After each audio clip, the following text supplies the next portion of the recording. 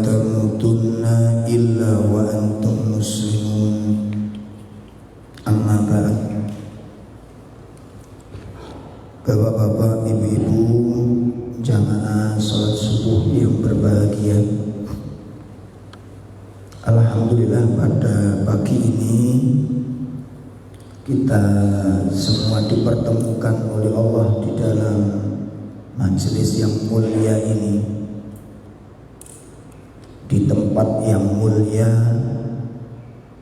dan dengan satu amalan yang sangat mulia.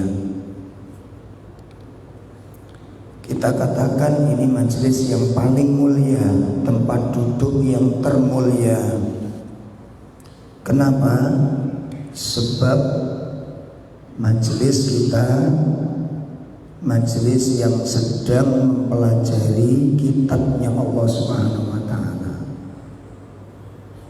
Jadi sebaik-baik majelis adalah majelis al-dzikr, majelis di mana di situ kita mempelajari ayat-ayat Allah. Sehingga Rasulullah SAW menamakan majelis ilmu, majelis Al-Quran itu sebagai Riyadul Jannah, sebagai taman-taman surga. Ini kenapa majelis kita dikatakan majelis yang paling mulia, atau di tempat-tempat yang lain di mana di situ dipelajari tentang ayat-ayat Al-Quran. Terus kenapa tempat ini dikatakan tempat termulia? Karena kita sekarang sedang berada di antara min baitin min buyutillahi azza wa jalla. Saat ini, sekarang ini kita sedang berdiam, beriktikaf di salah satu rumah-rumah Allah. Dan tidak ada tempat yang lebih mulia daripada masjid. Sehingga saking mulianya tempat tersebut disyariatkan, dianjurkan setiap kaum muslimin yang memasuki tempat tersebut dianjurkan ngapain? Sholat 2 rakaat dalam rangka tahiyatul masjid, untuk memuliakan masjid. Walaupun mungkin masjidnya sederhana, kalau ini sangat mewah masjidnya, sangat mewah. Ya, walaupun masjidnya sederhana, pokoknya kalau di situ disebut masjid, maka setiap kaum muslimin yang masuk ke dalamnya dianjurkan sholat tahiyatul masjid dalam rangka apa? Memuliakan masjid. Walaupun kita masuk ke mall, ke tempat-tempat belanjaan, walaupun megahnya luar biasa, tidak ada syariat untuk sholat tahiyatul mall. Ya. Ini yang kedua, kenapa tempat ini tempat yang paling mulia. Dan amalan kita pagi ini merupakan amal yang termulia. Dan kalau kita ikhlas di dalam menjalankannya, Rasulullah mengatakan khairukum man ta'allamal Qur'an wa 'allama. Sebaik-baik kalian adalah orang yang mau belajar Al-Quran dan yang mengajarkan Al-Quran. Mudah-mudahan pertemuan kita pada pagi ini menjadi pertemuan yang dirahmati oleh Allah Subhanahu wa ta'ala. Bapak Ibu sekalian yang dimuliakan Allah, saya diminta untuk mengisi bab tentang tazkiyah. Tazkiyatun nufus ini upaya untuk membersihkan diri, upaya untuk mensucikan hati. Kenapa ada istilah tazkiyah? Kenapa kok hati kita ini perlu disucikan? Sebab Allah Subhanahu wa ta'ala menciptakan kita ini dari 2 unsur.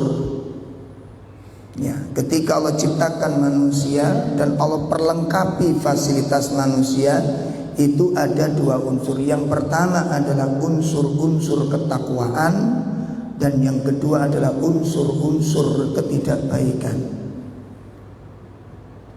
Allah Subhanahu wa taala sebutkan di dalam firman-Nya, fa'alhamaha fujuraha wa taqwaha. Dan kami ilhamkan kepada jiwa manusia, ya, kami ilhamkan kepada jiwa manusia itu kecondongan atau benih-benih dosa dan kecondongan benih-benih ketakwaan. Itu manusia, ya. Sehingga kita yang namanya manusia itu, walaupun kita soleh, walaupun kita bertakwa, walaupun kita alim, itu tidak terlepas ada benih-benih apa? Ketidakbaikan. Di samping kita punya aktivitas yang luar biasa bagusnya, di celah-celah tersebut kita punya potensi untuk berbuat tidak benar. Sangat dipahami ya. Jadi nggak ada ceritanya di antara kita ini bersih dari aib, nggak ada ceritanya di antara kita ini bersih dari noda, nggak ada ceritanya di antara kita ini bersih dari kesalahan. Tidak ada ceritanya. Kenapa? Karena di dalam diri kita sudah dipasang potensi-potensi untuk melakukan hal yang demikian ini. Seperti Allah berikan manusia dirinya nafsu, diberikan syahwat. Bukankah ini berpotensi untuk melakukan hal-hal yang tidak baik? Ya, kecuali para nabi dan para rasul yang mereka sudah dimaksum. Dalam arti dimaksum itu, ketika para nabi dan para rasul itu akan melakukan sebuah kesalahan atau melakukan sebuah kesalahan, itu segera ada ayat-ayat yang Allah turunkan sebagai kemaksuman yang Allah berikan kepada mereka. Contoh, Rasulullah SAW suatu saat wajahnya niki merengut. Napa merengut nih? Cemberut. Nah, karena Rasulullah yang cemberut, turun ayat Pak, sebagai teguran supaya merengutnya ini segera dihilangkan. Kenapa? Karena merengutnya tidak benar. Allah Subhanahu wa taala turunkan abasa wa tawalla, ditegur oleh Allah Subhanahu wa taala. Nah, kalau panjenengan dengan saya yang merengut, sapa sing nasihati? Ya, ini merupakan perkara-perkara yang wajib diketahui oleh kita semuanya. Begitu juga kita jangan berpandangan bahwa kalau kita sudah bertakwa kepada Allah itu lepas daripada kesalahan. Ya, ada sebagian ya di antara kaum muslimin yang mungkin ingin sekali menjauhkan diri dari segala dosa. Itu usaha yang sangat mulia. Perhatikan, keinginan untuk menjauhkan diri dari segala bentuk pernik-pernik urusan dunia, pernik-pernik dosa, sehingga dia menyibukkan diri untuk beribadah kepada Allah Subhanahu wa taala. Ya, subhanallah, ini usaha yang luar biasa. Tetapi diingat, yang namanya dosa itu bukan cuma di luar masjid. Saya tanyakan jenengan, di dalam masjid ini punya potensi nggak kita berbuat dosa? Halo? Di dalam masjid tuh Pak, kira-kira punya potensi buatan ulama zaman berbuat salah? Bisa apa enggak?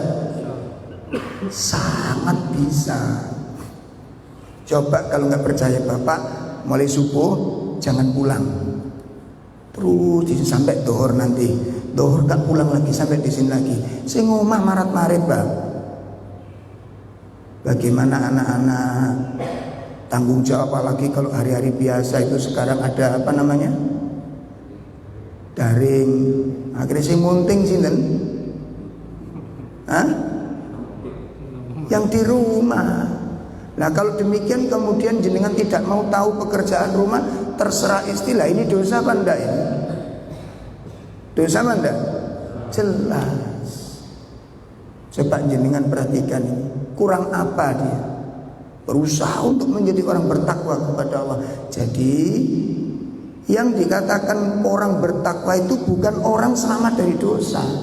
Allah sebutkan di situ di dalam surat Al-Imran rentetan dalam ayat 133, 134, 135 itu kan menyebutkan ciri-ciri orang bertakwa, sifat-sifat orang bertakwa. Apa kata Allah? Walladzina idza fa'alu fahishatan aw dhalamu anfusahum dzakarullaha fastaghfiru lidzunubihim.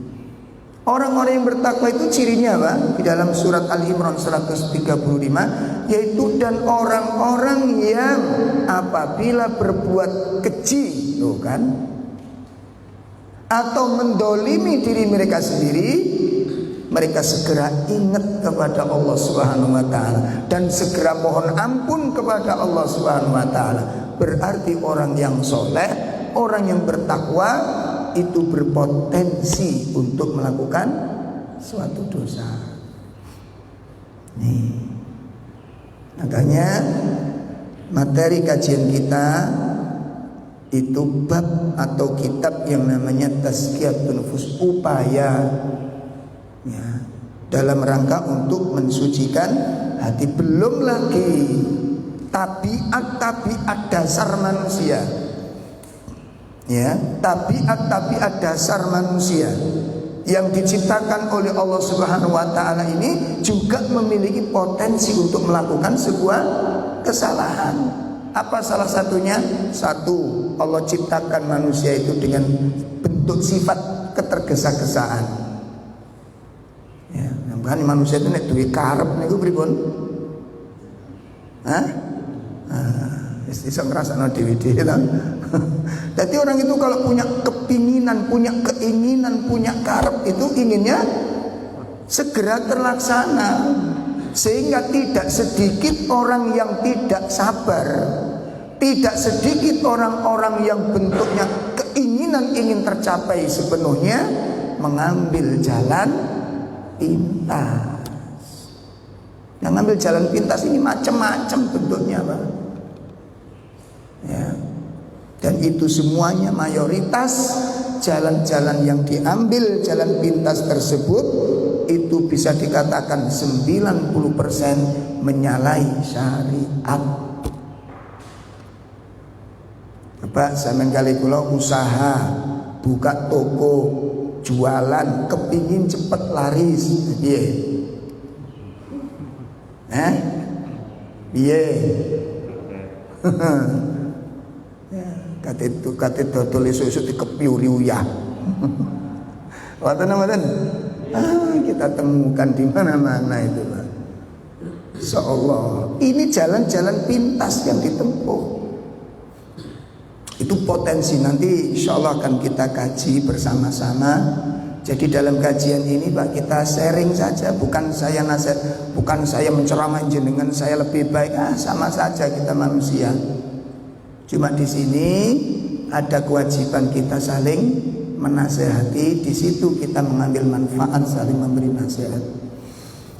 Nah, bapak-bapak, ibu-ibu sekalian, di pagi ini kita akan membahas tentang ahamiyatut tazkiyah, pentingnya dan urgensinya tazkiyatun nufus ini. Sampai sejauh mana pentingnya syariat Islam mensyariatkan tentang tazkiyah. Jadi ditekankan, dianjurkan seorang muslim untuk berusaha mensucikan batinnya, mensucikan jiwanya, ya, dari segala perkara-perkara yang mengotorinya, karena itu nanti, ya, konsekuensinya menentukan keselamatan seorang muslim baik dunia maupun akhiratnya.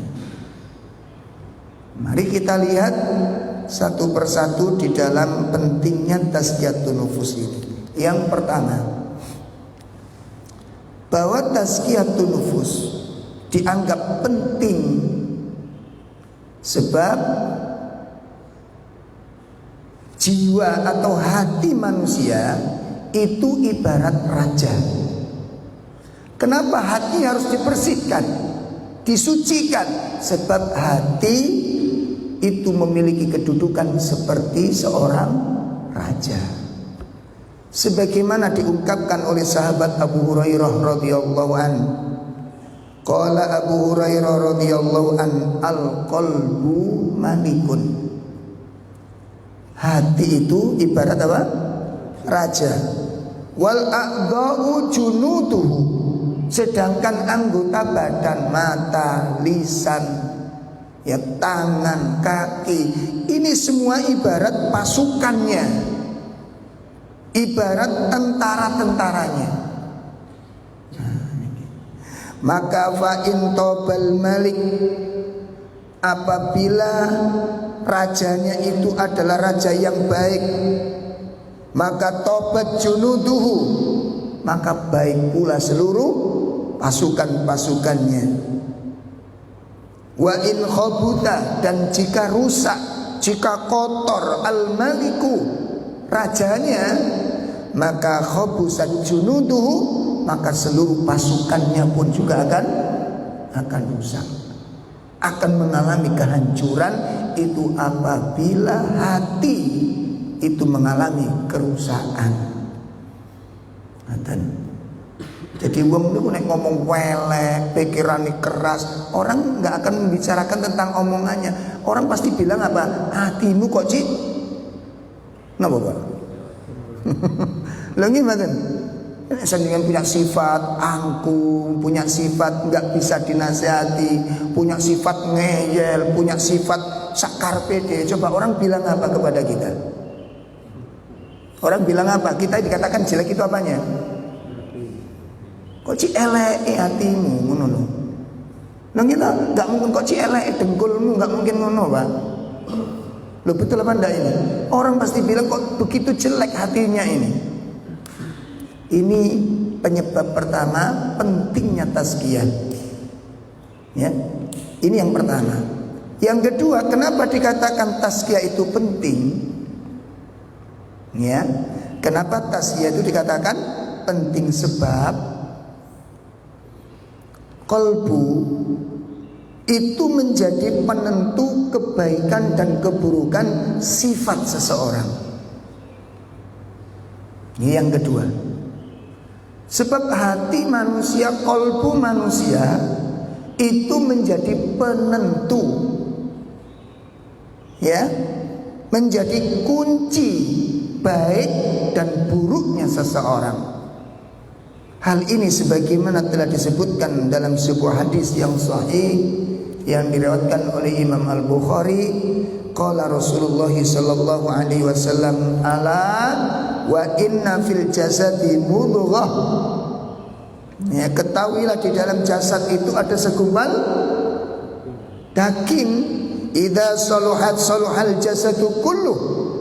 Apabila segumpal daging itu baik, ini segumpal darah, maaf ya. Apabila segumpal darah itu baik, maka saluhat jasadu kulluh, maka seluruh anggota badannya itu akan baik.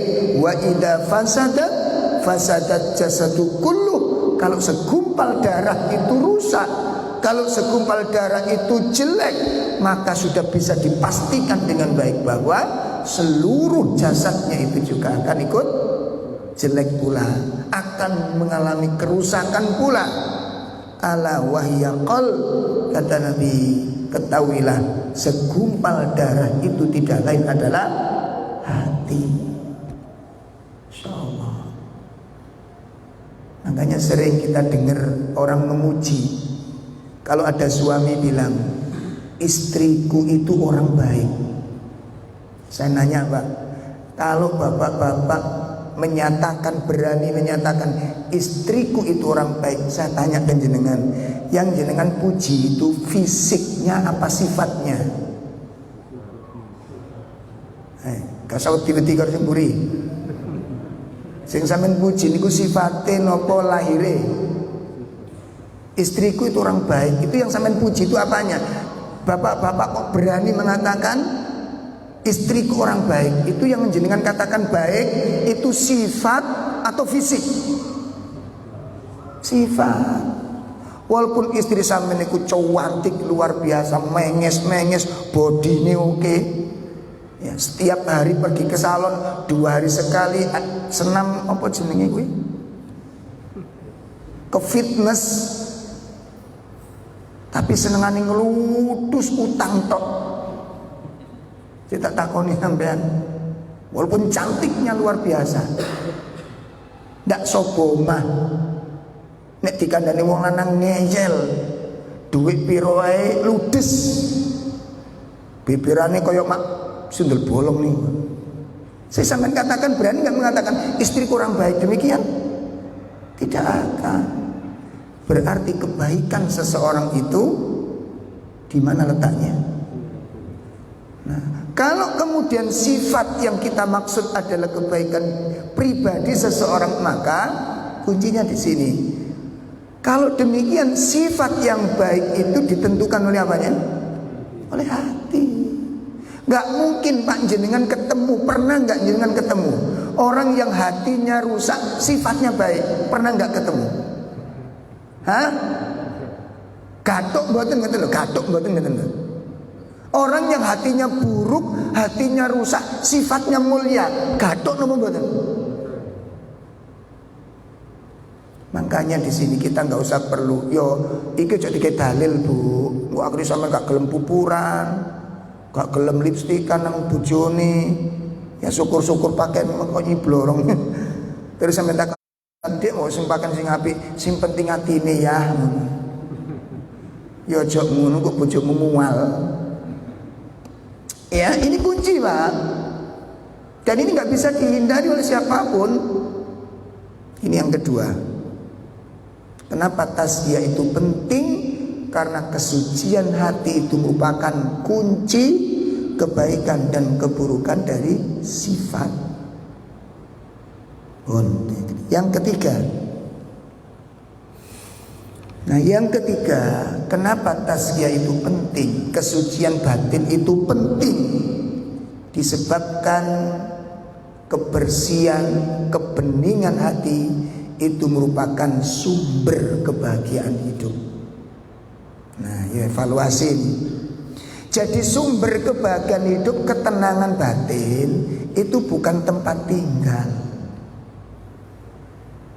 bukan rumah yang besar, bukan rumah yang mewah, bukan kendaraan yang bagus, bukan karena nyekel duit tiap hari, bukan. Kebahagiaan hati itu nggak ada hubungannya dengan masalah ekonomi. Saya dipahami?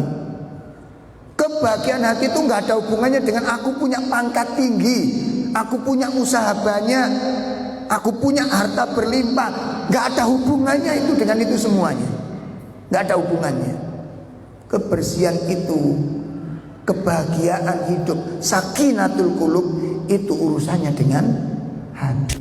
Nek sampean pagi ini hati jenengan tidak ada masalah. Kalau pagi ini hati jenengan dipenuhi dengan rahmat, hati jenengan penuh dengan kedam, itu maka Anda mendapatkan kebahagiaan pagi ini. Tapi kalau pagi ini jenengan sumpek, hati ini pagi ini jenengan diliputi dengan kemarahan, pagi ini adalah penderitaan bagi kita. Saged dipahami? Nek ndelok wong guyang-guyu blonjo entek sak oyong-oyong akeh niku dudu standar kebahagiaan, Pak. Wong stres niku iso. Sampe takon ibu-ibu nek gak percaya. Jadi kalau nanti ada orang lihat belanja tumpuan, keresekan, itu belum tentu itu bahagia. Dan bukan begitu bentuk kebahagiaan itu. Jelas nih? Tenang, duduk anteng juga bukan potret kebahagiaan. Mari tukaran karo sing wedok iku ya iso. Saniki ngenten coba ya. Bapak-bapak habis tengkar dengan istri, istrinya nyecer terus di dalam rumah itu. Akhirnya bapak-bapak duduk di teras. Ambek-ambekan menggas, ngempet mangkel. Soalnya jero nyecret, Pak. Akhirnya bapak-bapak menghindar, saya gak nuruti wong nyecret, tak tinggal neng teras tengok-tengok. Tamen kan tenang toh, tonggo lewat ningali sampean anteng. Lah napa Pak De? Jamin jawabe ngopo kira-kira? Ngisis mosok mari tukaran kan gak mungkin. Lho leres nang mboten? Sampean bilang apa kira-kira? Ngisis Bu, enak Pak De sampean anteng, gak ngerti kene beluk. Ketenangan itu di dalam jiwa Pak. Saya berani mengatakan demikian. Itu banyak orang-orang yang kaya itu justru bosen tinggal di rumah. Itu punya teman, rumahnya niku besar Pak, dan di areal rumah-rumah yang memang elit. Jadi kalau malam niku masuk perumahan niku seperti masuk kuburan. Mboten wonten nafas yang kelihatan di luar rumah itu. Sepi gitu. Terus begitu masuk ke rumah itu masya Allah rumahnya kayak istana itu rumahnya. Ada kolam renang. Nah ini kalau panjenengan baru masuk itu kira-kira gimana? Ada taman-tamannya, terus ada gazebonya, ada kolam ikannya, terus ada bunga-bunga. Kalau jenengan masuk ke situ, kira-kira pripun rasanya? Dalam enak sing duoma itu luwes bosen. Jadi kenapa jenengan memandang itu satu keindahan dan keenakan? Karena jenengan pertama kali masuk. Halo? Sama dengan panjenengan kalau baru masuk bingin rumah niku kan dibentuk, gordene sing dipilih, jendela bentuk kaya apa ruangane. Itu luar biasa jenengan. Hari pertama dipel, kocone disemproti, hari pertama. Sampai berapa hari jenengan ngerambut rumah jenengan kayak begitu itu? Pengalaman. Sesaat itu materi, sesaat itu bagus, sesaat itu indah, sesaat itu menakjubkan, sesaat itu menakjubkan. Itu dunia. Sepakat apa enggak ini? Sekarang menurut panjenengan, tempat yang sempat panjenengan kunjungi yang paling indah selama ini daerah mana Pak? Selama ini? Oh, sing luar Jawa. Tengene Singapura Ustaz, ono gambari singa mutah-mutah nih. Muncrat banyu tekan apa? Hari pertama jenengan potret, jenengan selfie, kagum tempat itu. Itu sing jenenge tukang bersih-bersih delok singa mutah-mutah niku blenger Pak. Ndak ada keindahan. Kenapa tiap hari ngelihat? Betul? Terus di mana di Dubai itu ada air mancur napa niku? Napa? Kayak tahu-tahu rono ngono ya. Gaya. Ya, air mancur itu masih sakit menari Pak. Indah sekali. Itu hari pertama jenengan kagum itu. Coba 2 kali ke situ, luar biasa. 3 kali? No kan mek ngono dom ya. Geletak. Ya Allah, itu dunia, Pak. Jadi ketenangan hidup. Ya, sakinatul qulub, sakinatul haya. Itu kuncinya terletak pada. Nah, akhirnya kan orang-orang mencari, jenengan lihat nek sampean tinggalin kono rombongan orang-orang kaya makan di pinggir-pinggir hutan. Beber napa jenenge niku? Kalau pengalaman sampean. Wis seru tau delok ngono gitu. Itu di antara tanda-tanda orang ingin mencari apa? Apa? Ketenangan. Ya Allah. Cik sorone sampean golek ketenangan kaya ngono. Mene pindah nang di mana? Hah? Apa pasti di tempat itu? Oh, enak tempat kemarin. Coba baleni lagi ke situ. 1 kali, 2 kali, 3 kali. Tempat itu membosankan. Anda akan mencari tempat yang lain lagi, yang menurut Anda belum pernah dikunjungi. Wakil dijelajah bosen Pak jenengan. Ada satu tempat kunjungan yang sangat menyentuh, tapi nggak pernah dijadikan tempat nopo kuburan. Ya, coba iringane kuburan mana? Ya Allah, kemana lagi jenengan setelah ini mencari kebahagiaan? Kalau di tempat-tempat itu sudah jenengan kunjungi. Makanya kalau dulu jenengan ke taman safari, oh wapi mas, bagus, itu karena sekali. Coba yang 3 kali komentarnya apa? Pak, ke Taman Safari wala balik delok rumo, delok gajah-gajah yang mono ini uri-rungi ya dawa sak ngono kuwi. Bosen sudah.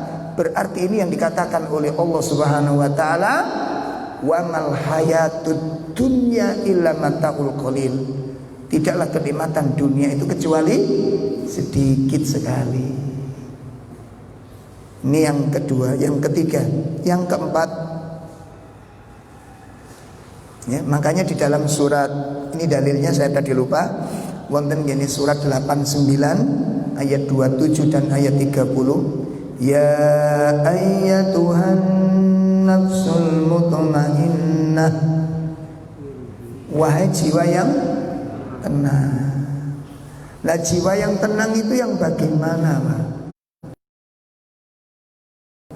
Jiwa yang tenang, nafsul mutmainnah, jiwa yang tenang itu jiwa yang bagaimana? Jiwa yang tenang itu adalah jiwa yang bertakwa kepada Allah, yang punya sandaran ketawakalan kepada Allah. Jiwa yang di dalamnya ditumbuhi rasa syukur kepada Allah. Jiwa yang di dalamnya memiliki kandungan-kandungan kesabaran yang luas. Jiwa yang diliputi dihiasi dengan sifat qanaah. Jiwa yang di dalamnya tumbuh sifat zuhud. Itu jiwa yang nafsul mutmainnah. Nanti akan kita bahas ke depan. Bagaimana cara untuk mendapatkan nafsul mutmainnah ini. Ini penting sekali soalnya. Jadi supaya kita tidak keliru mencari ketenangan ini. Makanya keliru kalau orang-orang ngapa niki jenenge sama dengan sekarang itu, Pak. Ada isu menyebar bahwasanya olahraga yang memiliki banyak faidah kesehatan, tubuh bergerak semuanya, mendapatkan hiburan, akhirnya disimpulkan goes. Wahir kabeh tuku. Ya gak dilarang sampean, silakan saja. Cuma kalau jenengan sudah mancal-mancal, kemudian ayo kita 1-2 tetangganya, akhirnya kan nggak cukup sampai di situ. Begitu seminggu, ayo kita bentuk grup. Setelah punya grup selesai, boten ada ibu-ibu niku 10 grup keluar. Nah begitu keluar, ternyata ketemu ibu-ibu yang lain pakai seragam, memeti sampean pisan. Ya pora. Memeti sudah. Bagaimana cara grup kita bisa juga punya seragam? Dan itu bukan cuma anak-anak muda saja, mbah-mbah simpun tuwek-tuwek niku pun nggak mau kalah gayae, Pak. Dolek seragam pasukan berani mati tahun kira ini. Sampai nanti kepanggil betul. Kakek-kakek grup sepeda pancal dengan seragam nopo niku? Tentara tahun 45, ada yang model kayak ketopraan. Itu semua dilakukan dalam rangka mencari apa, Pak? Saya tak takoni sampean. Mumpung durung melok grup belum. Doleki nopo coba? Cari apa? Ya Allah. Kalau tinggal ini ku macem-macem, Pak. Ono sing mandor tebu seragam. Sing kula heran kok nemu ae ngono lho. Kok nemu ngoten lho gitu. Berarti ini kreativitasnya tinggi. Ini mungkin yang dikatakan Suzuki itu inovasi. Ya Allah, sing sepuh gak mau ketinggalan, Pak. Saat ini ditambahi mana nggawa son, Pak. Lagi mboten keliling sampai lagu dangdut. Ya Allah, Pak, Mbak. Mestinya saat-saat usia seperti itu banyak napa kira-kira? Banyak zikirnya kamu kepada Allah. Lah kok mulai muter-muter mulai subuh nyetel dangdut ngoten niku. Terus ngoten niku gak cukup tutuk kuno, gak leren, Pak. Kok leren kok ndi? Wis tuwek-tuwek lho, selfie lho, kok arep cilik maneh lho. Guaya napa niku jari telunjuk, jari macem-macem tingkai. Pertanyaannya sederhana, nyari apa? Coba bagaimana seandainya ada kasus teman saya dari Surabaya itu perjalanan sepeda pancal, Pak. ambyuk. Nah setelah ambyuk, tidak sadarkan diri sampai meninggal dunia. Masya Allah, sampai meninggal dunia. Itu beberapa hari mengalami koma seperti itu. Seandainya jenengan tadi komanya, dropnya, syakarotnya itu dalam kasus di atas ibadah kepada Allah, itu luar biasa. Nanti ada materi sendiri tentang itu, ya. Pun ini yang ketiga. Kemudian yang keempat, kenapa tazkiyah ini penting? Kenapa usaha untuk mensucikan hati itu harus serius? Karena sesungguhnya kesucian hati merupakan hakikat daripada kehidupan. Qala ulama, berkata para ulama, haqiqatul haya, haqiqatul qalb. Hakikat kehidupan seseorang itu adalah kehidupan pada hatinya. Tidak sedikit orang-orang yang jasadnya hidup, bergerak, beraktivitas yang luar biasa, tetapi hatinya mengalami kematian. Tidak sedikit. Seperti seorang suami melupakan istri dan anak-anaknya, atau seorang istri meninggalkan suaminya dan keluarganya. Orang bilang apa? Hatimu mati, pikiranmu mati, akalmu mati. Apa kamu gak kasihan kan? Memang otakmu sudah kalimat-kalimat kematian semua diberikan kepadanya. Di mana letak akalnya? Di mana letak hatinya? Di mana letak pikirannya? Dia punya keluarga, dia tinggalkan tanpa merasa dosa. Bukankah itu jiwa-jiwa yang mati? Ada kasus seperti ini, Pak? Insya Allah. Ini masalahnya. Dan inilah hakikat kehidupan yang sebenarnya. Itu adalah hayatul qulub. Kehidupan hati itu adalah kehidupan yang sebenarnya. Hal ini sebagaimana disebutkan oleh Allah Subhanahu wa taala ya di dalam surat 57 surat Al-Hadid pada ayat 16 dan ayat 17. Nah, surat 57 ayat 16 dan ayat 17. Allah Subhanahu wa taala menyatakan, a'udzu billahi minasyaitonir rajim. Alam ya'ni lil ladzina amanu an takhsha'a qulubuhum li dzikrillahi wa ma nazala minal haqq wa la yakunu kal ladzina utul kitaba min qabl fatala 'alaihimul amadu faqasat qulubuhum wa katsirum minhum fasiqun. Ya, Allah tabaraka wa taala menyatakan di situ. Ya, ada terjemahnya Bapak-bapak? Ya, coba Bapak dibaca. Belum tibakah waktunya bagi orang-orang yang beriman untuk secara khusyuk mengingat Allah dan mematuhi kebenaran yang telah diwahyukan kepada mereka. Dan janganlah mereka berlaku seperti orang-orang yang telah menerima kitab sebelum itu. Kemudian mereka melalui masa yang panjang sehingga hati mereka menjadi keras dan banyak di antara mereka menjadi orang-orang fasik. Masya Allah.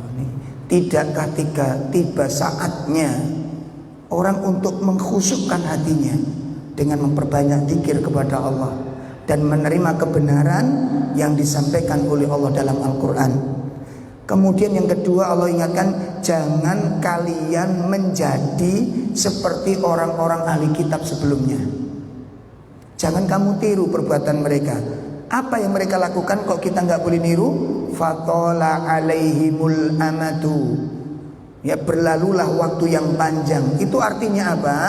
Orang-orang Yahudi, orang-orang Nasrani meninggalkan kitabnya dalam waktu yang sangat lama. Orang Yahudi tidak membaca Taurat, baca saja enggak, mempelajari kandungannya juga enggak, meresapi isinya juga enggak, melaksanakan syariatnya juga enggak. Dan mereka meninggalkan kitabnya itu dalam waktu yang cukup lama. Perhatikan, meninggalkan kitabnya dalam waktu yang cukup lama. Akibatnya apa? Karena kitab tidak pernah dibaca, nasihat enggak pernah didengar, ilmu enggak pernah dicari. Akibatnya apa? faqasat qulubuhum, maka hati mereka menjadi keras. Kalau hati sudah mengeras, apa buahnya?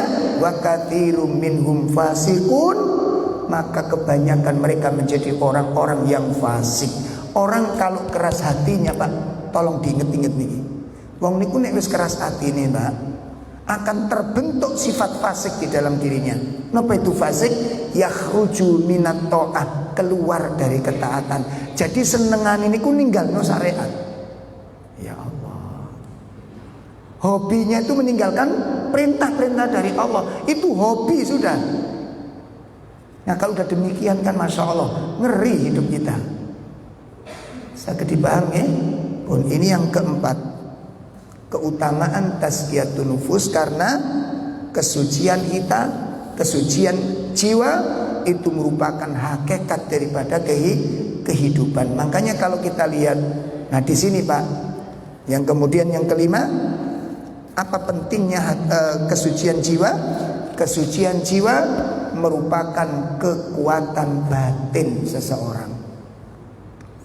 Kebersihan jiwa merupakan faktor kekuatan batin, kekuatan kolbu, kekuatan iman.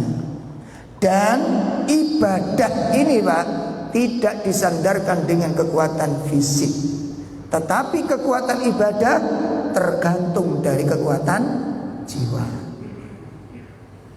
Saya masih ingat betul di Masjid Al-Milah niku ngaji ngisingan ditulisi sepanduk Pak, agak besar.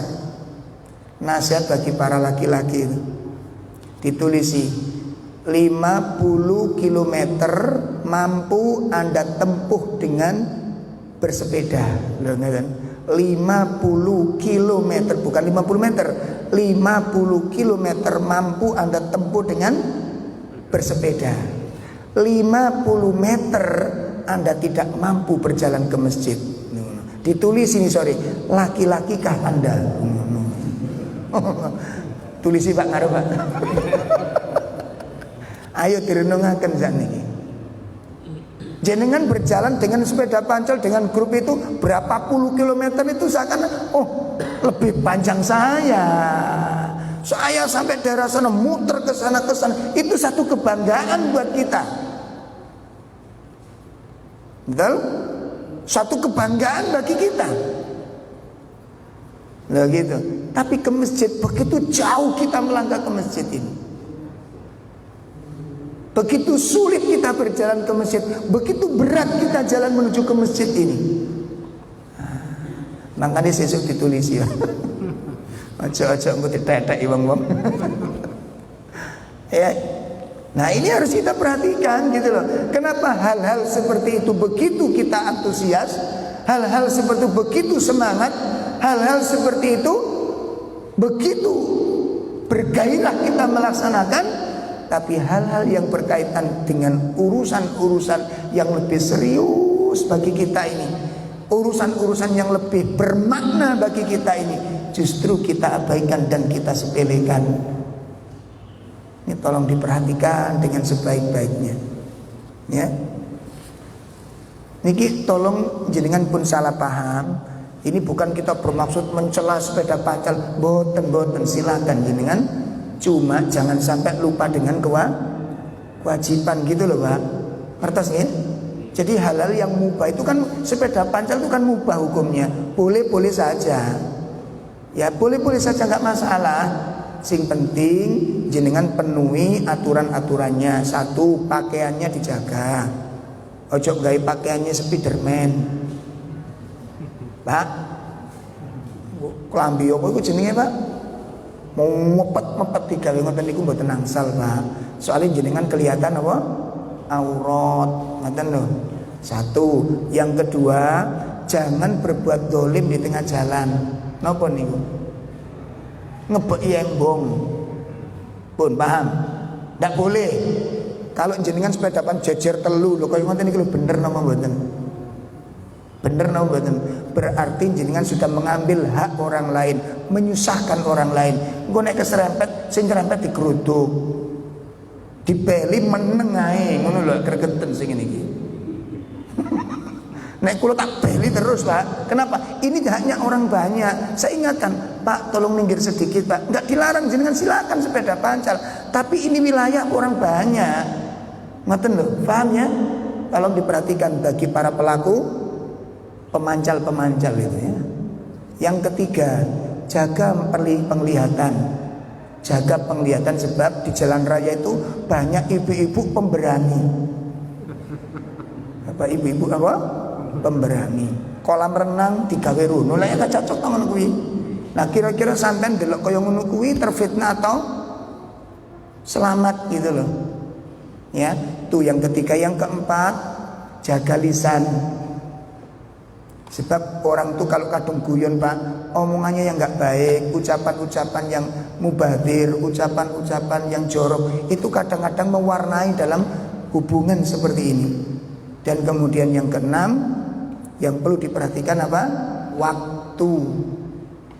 Rute yang jenengan catat, besok akad pertama lewat mana, akad kedua lewat mana, akad ketiga lewat mana, sampai jadwal rute itu ada. Dalane urip ora tau dipikir lah ya gak bener toh. Dalane sepedaan direnungkan, disepakati, dibicara. Kemudian setelah itu apa selesai sampai di sini? Enggak, di grup itu pasti berbicara tentang sesuatu. Karena teman-temannya ini juga bukan teman-teman semuanya baik, dan itu sangat menentukan pembentukan karakter kita. Teman yang tidak baik memiliki pengaruh yang sangat besar di dalam membentuk sebuah karakter. Niki tolong diperhatikan teman-teman semuanya. Paham ya? Nah kalau ini sudah merasa aman, ya silakan, tidak masalah.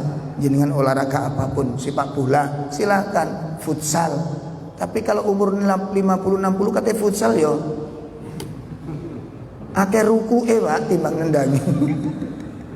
Ya. Nah, itu silakan ya. Tapi ingat niki, ada kewajiban, jangan sampai terlalaikan dengan hal-hal yang demikian ini. Jadi kekuatan ibadah itu tergantung kekuatan jiwa, bukan kekuatan fisik. Bukan kekuatan fisik. Saya tanyakan jenengan, baca Quran dengan baca WA, niku lebih ringan mana? Dengan WA.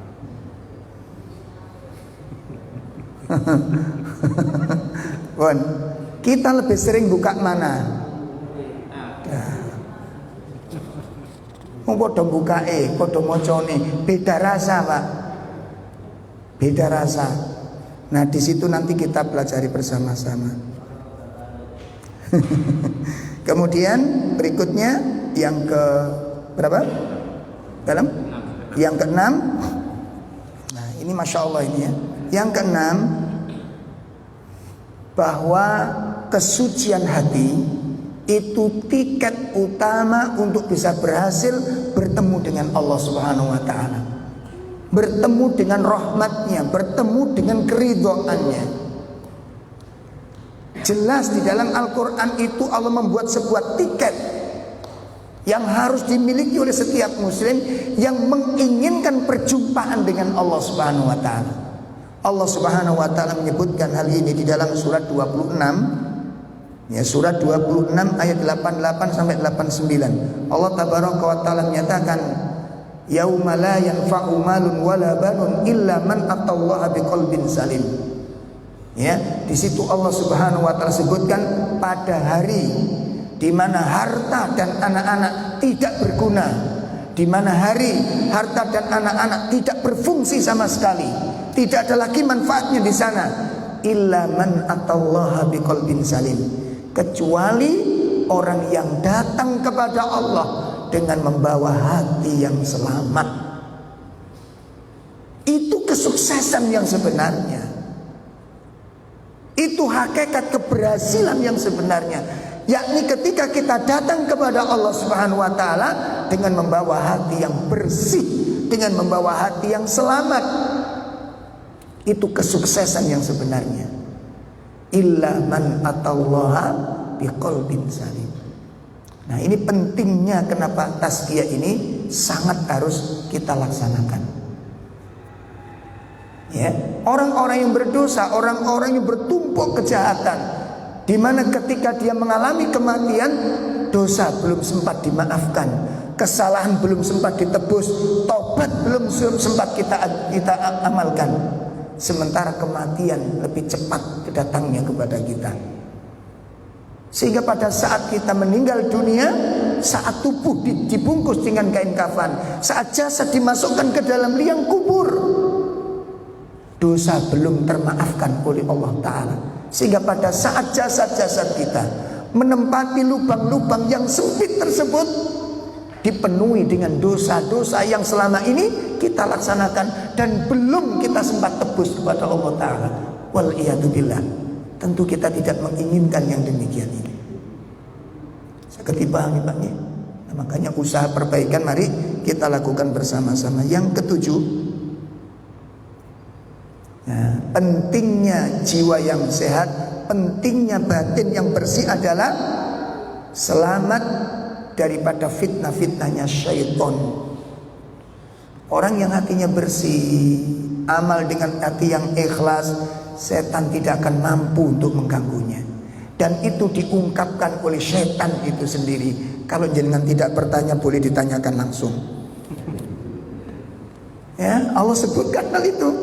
Ya, Allah sebutkan hal itu di dalam surat 15 ayat 39 sampai ayat 40. Surat 15, surat Al-Hijr ayat 39 dan ayat 40. Di situ ungkapan setan mengatakan, ya, aku akan sesatkan semua umatmu ini, semua hambamu ini, illa kecuali orang-orang yang mukhlis, kecuali orang-orang yang ikhlas, yang bersih jiwanya. Setan tidak akan mampu mengganggu mereka. Yang terakhir, kenapa tazkiyah ini penting, Bang? Karena kesucian jiwa, kebersihan batin itu merupakan syarat diterimanya semua amal ini. Ya Allah, kita ngaji seperti ini, nanti nyentuh tidaknya ilmu itu juga tergantung dari kebersihan hati kita ini. Ngaji kita sama, ustadz sama, tempat sama, pulang sama-sama, hasil beda. Kenapa kok bisa demikian? Itu sangat terkait dengan kebersihan hati. Nek jenengan ngaji itu ikhlas, tujuannya bener, insyaallah ilmu itu gampang nyantol Pak. Nasihat gampang merubah bentuk karakter kita. Tapi kalau niatnya salah, sebagus apapun materinya, siapapun yang berceramah, nek perlu jangan ngundang ustadz luar dalam kota, luar kota, perlu panggil ustadz luar dunia, begitu. Hadirkan ke tempat ini. Nek pine atine niku rusuh, atine niku wis elek sadurunge ngrungokne, gak mungkin sebagus apapun nasihat itu bisa nyentuh. Apalagi satu misal jenengan sudah kurang suka dengan tipe-tipe seperti saya. Iki paling golongan iki paling kelompok iki. Kalau hatinya sudah seperti itu, gak mungkin bisa nyentuh karena sudah mangkel duluan. Ngaten lho. Jadi mangkel ambek cinta itu memiliki pengaruh tentang baik dan tidaknya. Coba sampean bertamu ke rumah orang yang jenengan benci, sampean dituki opo lak pahit kabeh rasane. Lho percaya mboten? Luwe iku lho Pak iso dadi warak, Pak. Warak itu tuh karena makan-makanan yang disuguhin, ndelok raine sing di omah iku lho warak ndelok niku. Kenapa? Soalnya harus dipenuhi dengan. Pernah mboten sampean bertamu ke rumah orang sampean gak sukai? Pernah napa mboten? Durung tahu. Cobaan. Rasane ku piye? Gak enak, Pak. Guyune tok ku elek, Pak. Guyune niku lho elek. Kenapa? Karena faktor jenengan sebelumnya sudah gak suka. Dan ini sangat berpengaruh tentang ilmu yang disampaikan itu nyentuh atau tidak. Paham nih? Ustadznya ikhlas, materinya luar biasa. Seperti kasusnya apa? Kasusnya orang Yahudi dengan Nabi Muhammad SAW. Nabi Muhammad itu orang kayak apa coba? Sempurna, ikhlas, lurus, terbaik, manusia termulia. Tapi dasarnya Yahudi wis benci ambek Nabi Muhammad. Padahal orang Yahudi itu kenal Nabi Muhammad ini seperti orang tua mengenal anaknya sendiri. Pripun orang tua mengenal anaknya sendiri ini? Pripun? Seperti orang tua mengenal anak sendiri. Ini pripun, Pak? Paham betul. Coba ibu-ibu itu ada anak di luar sana, di luar tembok ada 5 anak, 10 anak, salah satu nangis, ibu pasti tahu ini suaranya anaknya apa tutup. Gimana? Nek bapak-bapak kapate apal. Nah ibu-ibu apal iki suaranya anakku sih nangis, apal. Padahal nggak ngelihat anak 10. Atau jenengan jemput anak sekolah, di sana ada 500 anak berkumpul atau 1000 anak berkumpul, ndak mungkin wong niku ketelesut anak wong sing duka mulih. Ayo tahu keliru anak wong sampean. Loh kok iku bingung, tak kira anakku, nggak mungkin. Kenapa? Karena orang tua itu sangat kenal dengan orang Yahudi, Pak, mengenal Nabi Muhammad itu seperti itu pengenalannya. Lalu kenapa mereka tolak? Karena kebencian di hatinya. Makanya hati-hati panjenengan antara cinta dan ini dibahas mantap nih, Pak. Iya. Jadi antara cinta dan benci itu memiliki pengaruh dari apa yang dia lihat dan apa yang dia dengar. Nek jenengan niku seneng, walaupun ngajine gak patek enak atau blas gak enak, ya tetep seneng aja. Ngajine seger Mas bengi ku Mas. Soalnya sampean sadurunge wis seneng. Tapi kalau sebelumnya Anda sudah pesimis, Anda sudah tidak suka, Anda sudah benci, sebagus apapun materi, itu tidak akan berpengaruh kepada diri kita ini. Jadi kebersihan jiwa itu jalan untuk menyampaikan keselamatan seseorang dari gangguan syaitan. Dan amal-amal ini itu bisa sampai kepada Allah dengan hati yang ikhlas. Salat, puasa, zakat, baca Quran, ngajar Quran, dakwah, jihad, semuanya tidak akan bermakna sama sekali. Semuanya tidak akan berfungsi di hadapan Allah ketika melaksanakan dengan hati yang dipenuhi kotoran-kotoran riya dan sejenisnya. Ini bapak-bapak, ibu-ibu, kenapa tasfiyah itu penting. Mudah-mudahan napa ingkang saged kula aturaken, apa yang bisa saya sampaikan itu bermanfaat buat kita semua. Kurang lebih mohon maaf yang sebesar-besarnya. Barangkali ini mungkin terpanjang pengajiannya. Mboten. Saya khawatir kepanjangan, Pak. Engko akhirnya kok meneh wis dititeni sapa? Ustaz Rob suwe niku. Lha kok durunge ngono soalé biasane ngoten. Ki suwe wis angel ngoten iki angel. Ngandani kan wis angel.